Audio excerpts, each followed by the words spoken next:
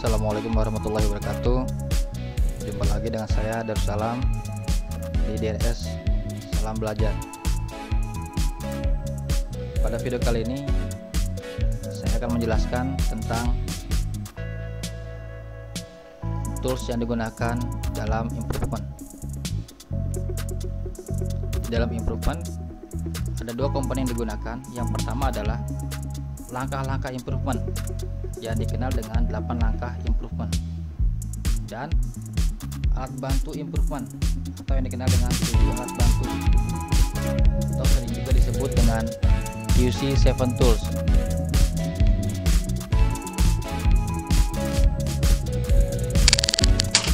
Sebelum kita mulai, jangan lupa klik like, subscribe, komen, dan share agar apa yang teman-teman tahu orang lain juga tahu.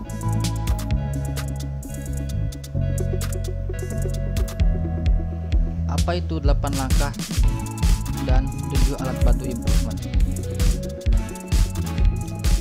8 langkah atau 8 steps improvement adalah 8 langkah yang merupakan aktivitas untuk pemecahan masalah atau problem solving yang didasari dengan konsep PDCA, Plan, Do, Check, Action. Pemecahan masalah dan improvement bukanlah suatu proses yang sekali dilaksanakan lalu selesai, melainkan suatu proses yang dilakukan secara berkelanjutan.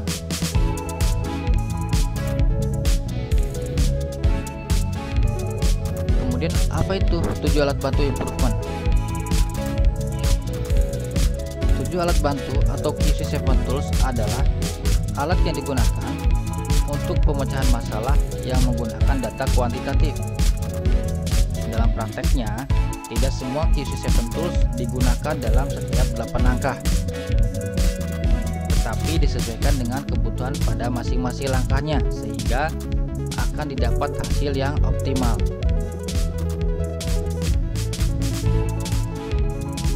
Artinya apa? Dari ketujuh alat bantu ini, tidak semua atau 7-7-nya digunakan, tapi disesuaikan dengan kebutuhan analisis datanya. Kemudian berikut adalah 8 langkah improvement.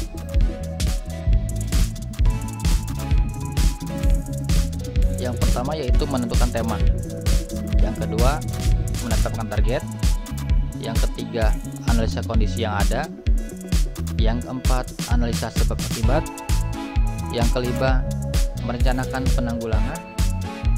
Yang keenam, melaksanakan penanggulangan. Yang ketujuh, evaluasi hasil. Dan yang terakhir adalah standarisasi dan rencana berikut.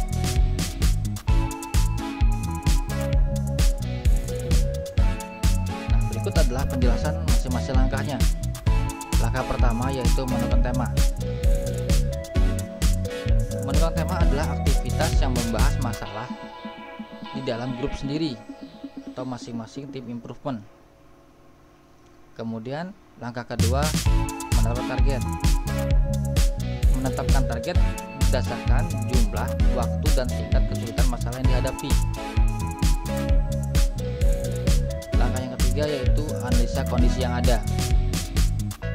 Aktivitasnya melihat secara langsung di tempat kejadian yang dilakukan bersama-sama anggota grup improvement. Langkah yang keempat yaitu analisa sebab akibat, yaitu menganalisa masalah yang ditemukan di tempat kejadian untuk mendapatkan akar penyebab yang memiliki relevansi dan korelasi positif.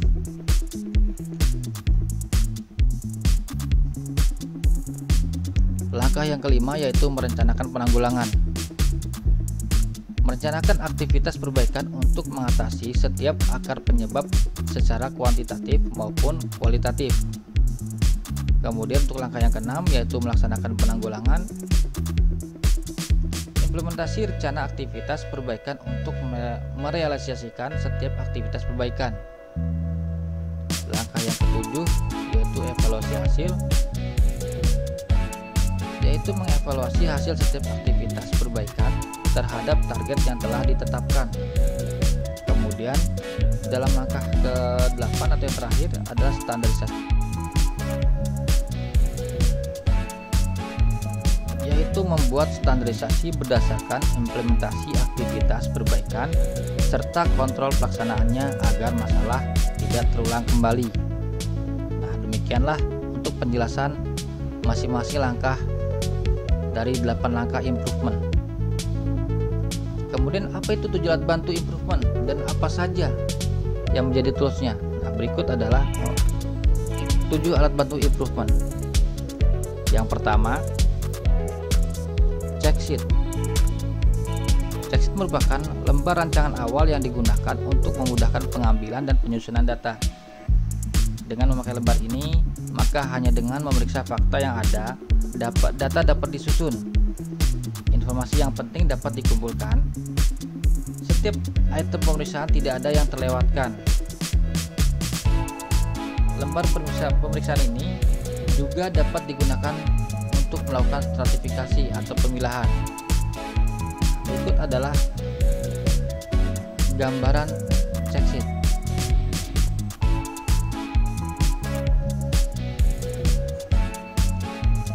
Kemudian untuk 7 alat bantu yang kedua adalah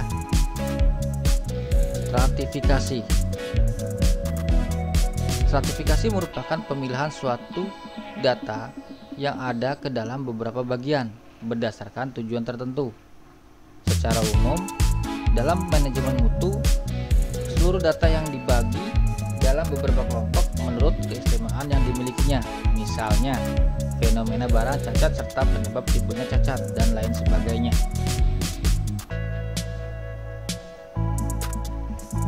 Nah, berikut adalah contoh stratifikasi. Ada item stratifikasi yaitu menurut waktu, menurut pelaksanaan, menurut metode kerja, menurut metode pengukuran, dan di sebelah kanannya yang warna kuning ada metode stratifikasinya. Nah, Bapak Ibu dan teman-teman sekalian bisa lihat contoh stratifikasi.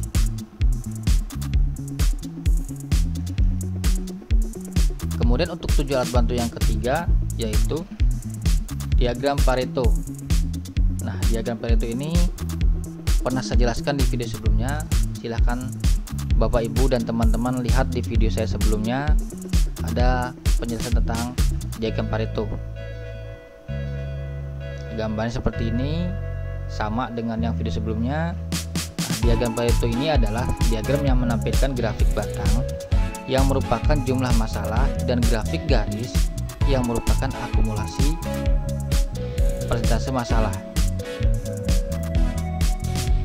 Memadukan masalah yang terjadi di tempat kerja seperti misalnya barang cacat, gangguan pada mesin, klaim, dan lain sebagainya, dengan disusun berdasarkan urutan jumlah kasus serta besarnya uang.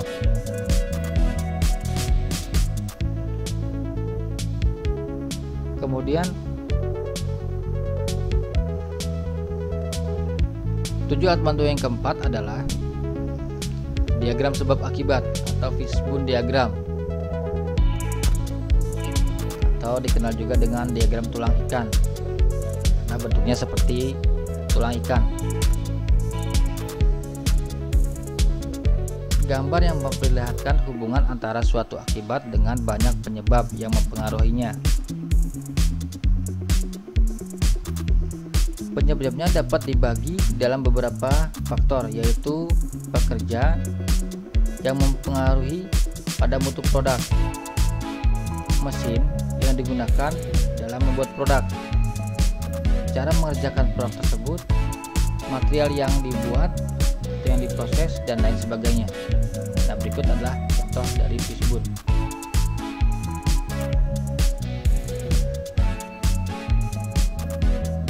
Kemudian 7 alat bantu yang kelima adalah grafik dan diagram kontrol. Grafik adalah data yang disusun dan dibuat grafik agar terlihat dengan mudah perubahan dan besarnya suatu bagian. Berikut adalah contoh grafiknya. Ada 3 contohnya di sini. Ada diagram batang atau grafik batang yang berdiri atau vertikal, tapi 3 dimensi.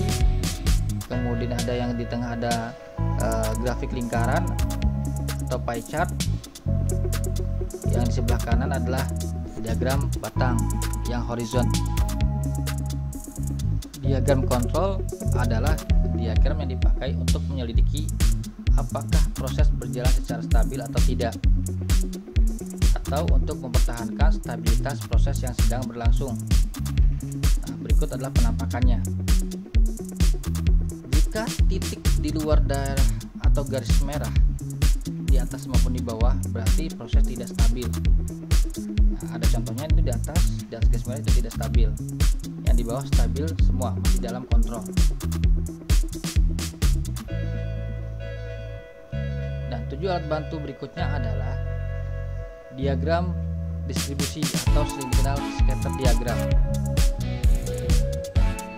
Diagram distribusi adalah diagram yang melihat pola hubungan antara dua jenis data yang berpasangan, di mana data ini dianggap memiliki hubungan yang erat satu sama lain.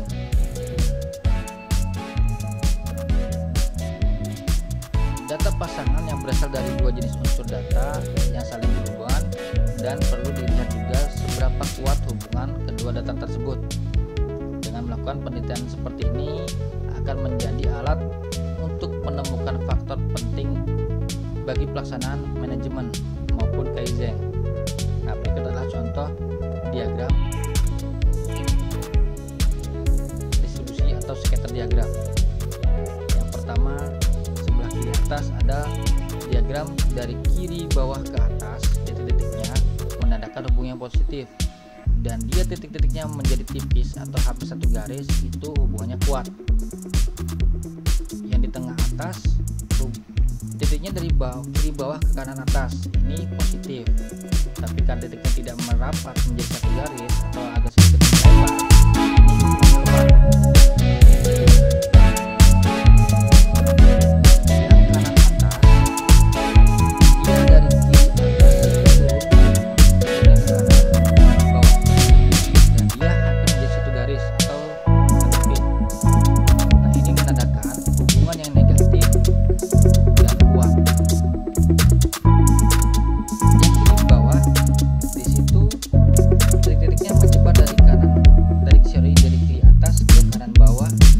melebar, ini hubungannya lemah.